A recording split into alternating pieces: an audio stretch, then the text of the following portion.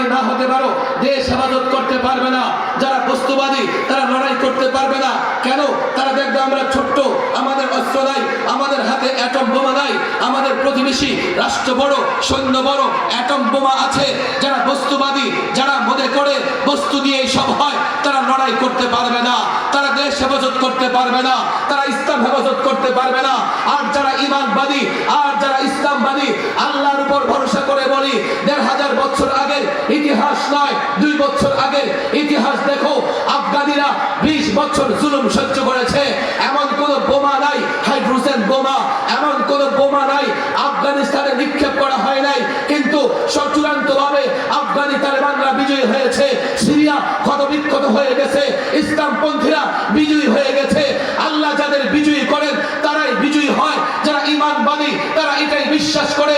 হে যুবক, রাষ্ট্র হেফাজত করতে চাও, করতে পারবে না ইমানবাদী ইসলামবাদী না হলে, আলেমদের নেতৃত্ব প্রতিষ্ঠা না হলে।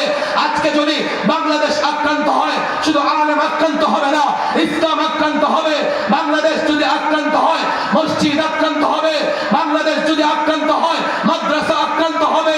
বাংলাদেশ যদি আক্রান্ত হয়, তোমার ইজ্জত আক্রান্ত হবে, তোমার বোন আক্রান্ত হবে, তোমার ভাই আক্রান্ত হবে, তোমার মা আক্রান্ত হবে।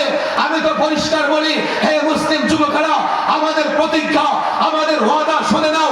১৫০০ বছর আগে আল্লাহর পয়গম্বর মদিনাতুল মুনাওয়ারাকে হেফাজত করেছিলেন। আজকে কাফেররা ঐক্যবদ্ধ। ১৫০০ বছর আগে কাফের ঐক্যবদ্ধ হয়ে মদিনা আক্রমণ